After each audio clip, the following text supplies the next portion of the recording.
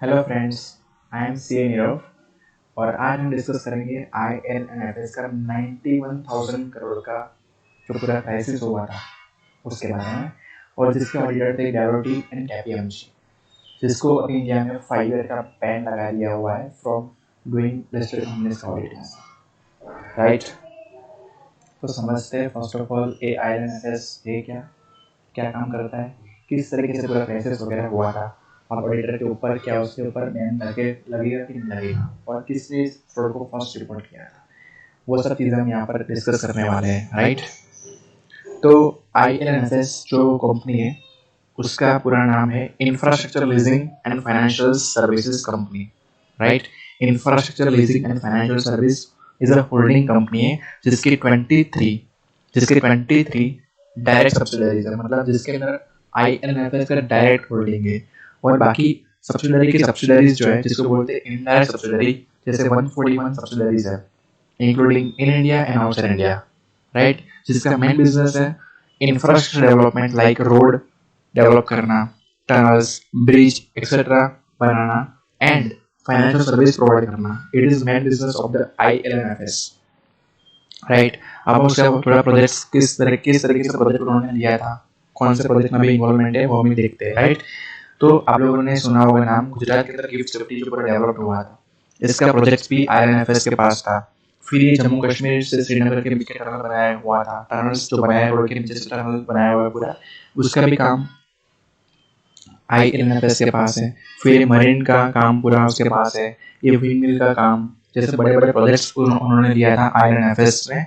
ये water and waste water का पूरा रिसाइकलिंग करना का काम, पूरा हाईवे डेवलप करने का एनएचए के साथ मिलकर के, फिर ये पूरा टोल टैक्स वगैरह, फिर एनर्जी पावर का फैक्ट्री बनाना, वो सब काम बड़े बड़े काम उन्होंने I L N F S ने लिया हुआ है। राइट, और I L N F S सबसे बड़ी कंपनी है इंफ्रास्ट्रक्चर और फाइनेंशियल सर्विस प्रोवाइड करने के अंदर। राइट, अभी इस कंपनी के अंदर शेयर होल्डिंग पैटर्न है, शेयर होल्डिंग का पैटर्न है, जिसके अंदर एलआईसी का 25.34% है, जापान का जो ओरिस कॉर्पोरेशन है उसका 23.54% शेयर होल्डिंग्स है, खुद के एम्प्लॉय का 12%, सेंट्रल बैंक ऑफ इंडिया जो है यहाँ पर देख सकते हो 7.67% का share holdings, state bank of India का 6.42% का शेयर होल्डिंग्स। तो इस तरीके से हम देखें तो L I C, S B I and S B I का मिलकर 40% स्टेक का किसका है, गवर्नमेंट अथॉरिटी का ही स्टेक उसके अंदर। राइट, मतलब ये 40% government company can say that. और ये कंपनी ने क्या किया था, देखो इससे भी जो लोन होता है एक्सटर्नल कमर्शियल बोरोइंग, मतलब loan raise from the outside India. लोग आउटसाइड इंडिया से लोन इसलिए रेज करते हैं ताकि उसको जो इंटरेस्ट रेट होता है वो एकदम कम होता है। जैसे इंडिया में अगर 8-9% से लोन मिलता है तो वहां पर आपको 4% या 5% से लोन मिल जाता है आउटसाइड इंडिया से। तो उन्होंने इसे भी रेस किया, वो भी ऐसा ऐसा इसे भी जो रुपी इसे भी था। जनरली एक्सटर्नल कमर्शियल बोरोइंग जो लोन होता है वो फॉरेन डिनोमिनेटेड करेंसी में होता है, डॉलर में होता है लोन, या फिर यूरो में होता है, पाउंड में होता है। राइट, इन्होंने बाहर से रुपीज में लोन लिया था, इसलिए उसका नाम पड़ा था मसाला लोन। राइट, ये iron affairs first company in India जो थी जिसने ऐसी भी लिया था फ्रॉम इन रुपीज टर्म्स में, इन रुपी फॉर्म में उन्होंने इसे भी रेस किया था from outside India.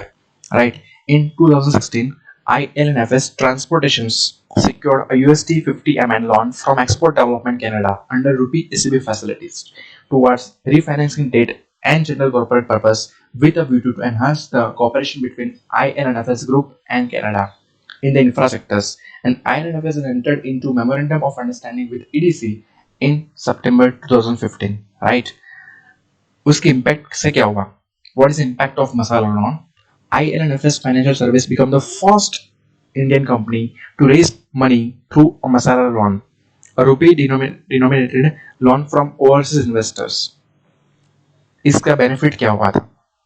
By borrowing in local currency, ILNFS Financial Service minimize the risk of currency fluctuation as a hedging cost are borne by the lenders.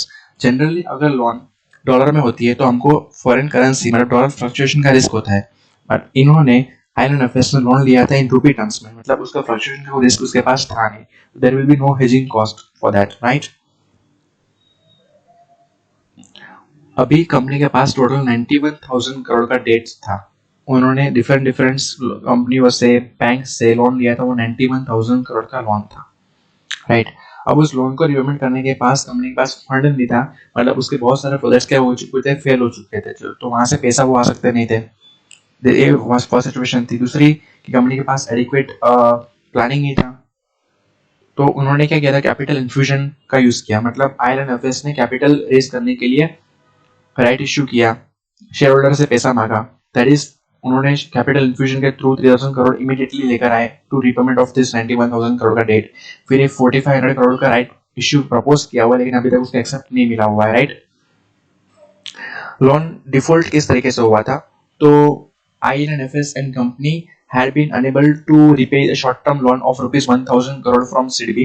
उन्होंने CDB से एक लोन भी लिया था 1000 करोड़ का, तो उसने डिफॉल्ट किया था उसके किसी ग्रुप ने। IL&FS का 141 सब्सिडरीज जो मैंने बताया था, तो उसमें से किसी ग्रुप ने 1000 करोड़ का डिफॉल्ट किया था लोन रिपेमेंट करने के लिए रिपेमेंट में। और IL&FS financial service limited also not able to pay the commercial paper obligation। Commercial paper generally होता है 45 डेज 90 डेज का होता है, मतलब शॉर्ट टर्म लोन होता है, राइट। उन्होंने उसमें भी डिफॉल्ट कर दिया था, मतलब वो लॉन्ग टर्म लोन तो रिपेमेंट कर ही नहीं पा रहा था, मतलब शॉर्ट टर्म जो उन्होंने लोन लिया था वो भी उसका रिपेमेंट नहीं कर पा रहा था। उसका पीछे का रीजन ये था कि जो IL&FS की सबसे बड़ी गलती ये थी कि वो शॉर्ट टर्म लोन को रेज करके लॉन्ग टर्म लोन को रिपेमेंट करते थे। मतलब they are raising a fund from short term and repayment the loan of long terms, right. ये सबसे बड़ी गलती थी, कभी शॉर्ट टर्म लोन का रेज करके कभी लॉन्ग टर्म लोन चुकाई जाती नहीं है। और कंपनी का डेट इक्विटी रेशियो था 18 times, which is very bigger, right. तो उन्होंने अभी बेल आउट का एक ऑप्शन रखा था। मतलब बेल आउट एक सिचुएशन है, bail out means taking a financial services like a loan from share holders. मतलब उन्होंने शेयर होल्डर से बोला, जो शेयर होल्डर ने पैटर्न में दिखाया था आप लोगों को कि जहां पर SBI था, CBI था, फिर life insurance policy, life insurance corporations, और जापान की कोई कंपनी थी ORIX कॉर्पोरेशन, उन सबसे उन्होंने रिक्वेस्ट किया कि हमको पैसा दो, बेल आउट दो, ताकि हम सिचुएशन जो हमारा 91,000 करोड़ का जो पूरा डेट है उसको पेमेंट कर पाए। अब यहाँ पर जाहिर सी बात है शेयर होल्डर अग्री होने के अलावा ऑप्शन था भी नहीं उनके पास। को अगर कंपनी पूरी की पूरी डूब जाती है तो उसका पूरा पैसा ही डूब जाता है। तो उन्होंने शेयर होल्डर ने धीरे धीरे करके पैसा कंपनी को देना स्टार्ट कर दिया, ताकि कंपनी उस पैसे से डेट का रिपेमेंट करे और अपने जो प्रोजेक्ट्स उसको अपना जो प्रोजेक्ट जो उन्होंने लिया हुआ है उसको पूरा करे और वहां से रेवेन्यू जनरेट करे, राइट। तो इसलिए उन्होंने बेल आउट का ऑप्शन रखा था। अभी जो 700 करोड़ था उसका रिकवर सून, मतलब NHAI agree to take over the burden of rupees 700 crore against their contract payment of IL&FS। मतलब IL&FS ने जो NHAI के साथ कॉन्ट्रैक्ट किया था वो उस कॉन्ट्रैक्ट को फुलफिल किया था, उस वजह से NHAI ने 700 करोड़ उन्होंने देने का वादा किया था, राइट। और सामने दूसरी तरफ Tamil Nadu power company limited litigate 382 crore on IL&FS। Tamil Nadu ने कॉन्ट्रैक्ट किया था IL&FS के पास पूरा ये पावर कंपनी इंकॉर्पोरेट करने के लिए, लेकिन उसमें क्या हुआ था कि IL&FS ने कॉन्ट्रैक्ट को टाइमली फुलफिल नहीं किया था। उस वजह से उसकी जो कॉन्ट्रैक्ट की जो पूरी कॉस्ट थी वो इतनी बढ़ गई थी, तो उस वजह से तमिलनाडु पावर कंपनी ने उसके ऊपर केस कर दिया था 382 करोड़ का, right.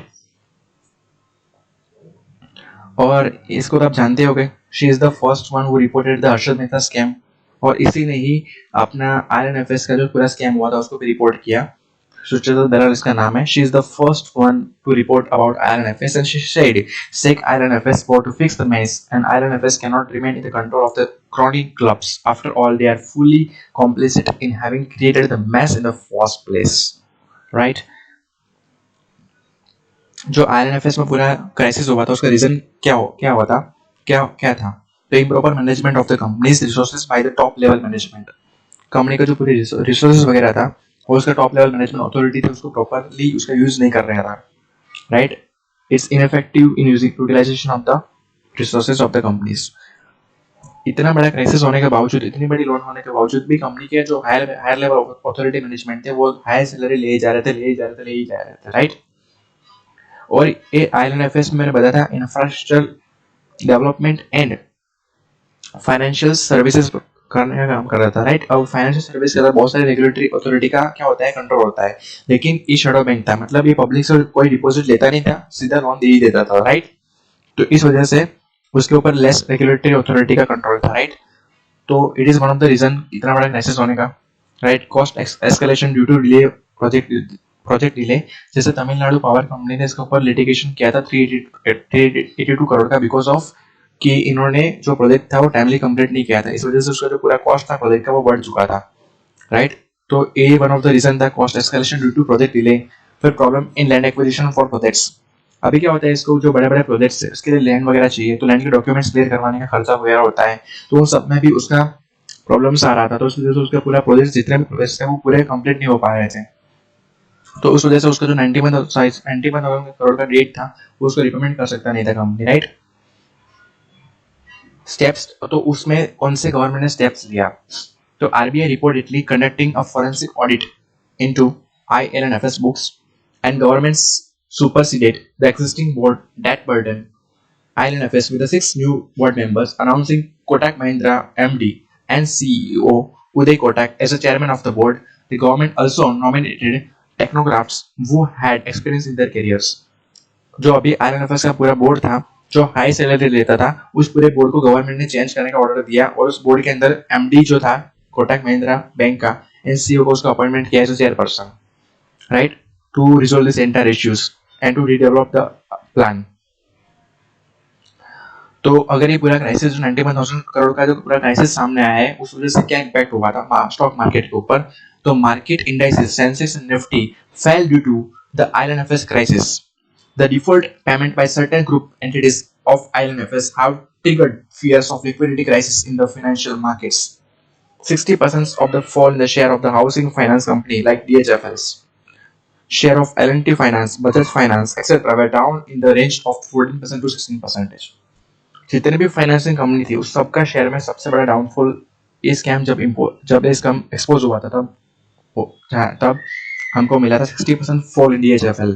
It's very huge downfall, right.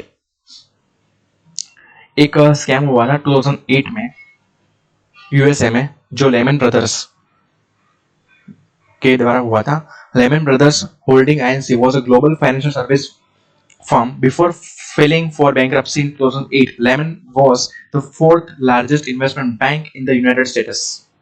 Lehman bankruptcy filing is the largest in the US history and is thought to have played a major role in the unfolding of late 2000s global financial crisis. Right? जो 2008 में सबसे बड़ा crisis हुआ था USA के अंदर जिससे पूरा ग्लोबल जूझ रहा था, वो लेमन ब्रदर्स का ये फाइनेंशियल क्राइसिस जो हुआ था उस वजह से हुआ था. अभी ये सेकंड ऐसा माना जाता है कि अपना जो स्कैम हुआ था ना, अभी जो स्कैम हुआ है, क्राइसिस हुआ है 91,000 करोड़ का, अगर ये इंडिया में भी हो जाता है तो सेम सिचुएशन जो यूएस में लेमन ब्रदर्स के द्वारा हुई थी वही सिचुएशन अभी इंडिया में हो सकती है, जिस वजह से पूरा इंडियन इकोनॉमी को इस पर इम्पैक्ट पड़ सकता है, राइट. लिक्विडिटी इश्यू हो सकता है पूरे इंडिया के अंदर, पैसा वगैरह का इश्यूज वगैरह हो सकता है. जो लेमन ब्रदर्स का स्कैम हुआ था उससे आज भी यूएस गवर्नमेंट जूझ रही है because of liquidity issues, right. Because ये सबसे बड़ा स्कैम था 2008 का यूएसए में अंदर. सेम स्कैम अगर सामने आया अभी IL&FS का, लेकिन उसके पोस्ट इन्वेस्टमेंट अथॉरिटी का रिसर्च वगैरह शुरू हुआ है, तो अभी वो ऑनगोइंग प्रोसेस है, राइट. ऑडिटर्स की क्या नेग्लिजेंस थी इसके अंदर. In spite of this IL&FS fail to repayment of the debt and fail to utilize the debt in for the purpose for which they are raised, right. जिस purpose के लिए उन्होंने loan वगैरह रेज किया था डिफॉल्ट कर रहे थे रिपेमेंट ऑफ लोन में, लेकिन स्टिल भी ऑडिटर ने अपना जो ओपिनियन दिया था वो अनमॉडिफाइड ओपिनियन दिया था on financial statements instead of giving a modified opinion, right. और उसने कारो का जो क्लोज नंबर होता है पैरा 3, कारो 2016 का पैरा 3 क्लोज 8 and 9 में उसका कोई रिपोर्ट वगैरह किया नहीं था. Hence it will be considered as a grossly negligent on the part of the auditors.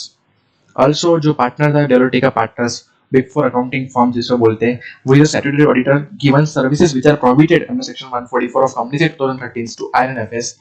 जो सर्विसेज प्रोहिबिटेड है अगर आप स्टैट्यूटरी ऑडिटर हो किसी कंपनी का, तो कुछ स्पेसिफिक सर्विसेज है जैसे अकाउंटिंग एंड बुक कीपिंग की सर्विसेज, इंटरनल ऑडिट की सर्विसेज, इन्वेस्टमेंट एडवाइजरी की सर्विसेज, वो सब सर्विसेज आप कंपनी को दे सकते हैं नहीं हो because of it affects the independence of the auditors. लेकिन स्टिल ऐसा जानने में आया कि partner of Deloitte is given services like this which is prohibited under section 144 to the word IL&FS. Also they didn't comment on other laws and regulations. Investigation अभी IL&FS के अंदर still going on है by SFIO Serious Fraud Investigation Authority के द्वारा अभी ये पूरा fraud का इन्वेस्टिगेशन वगैरह शुरू है, राइट. और इस वजह से पूरा 5 ईयर का बैन लग सकता है रियलिटी एंड KPMG के ऊपर इन ऑडिट इंडिया में ऑडिट करने के लिए, right. So thank you so much for that, thank you so much.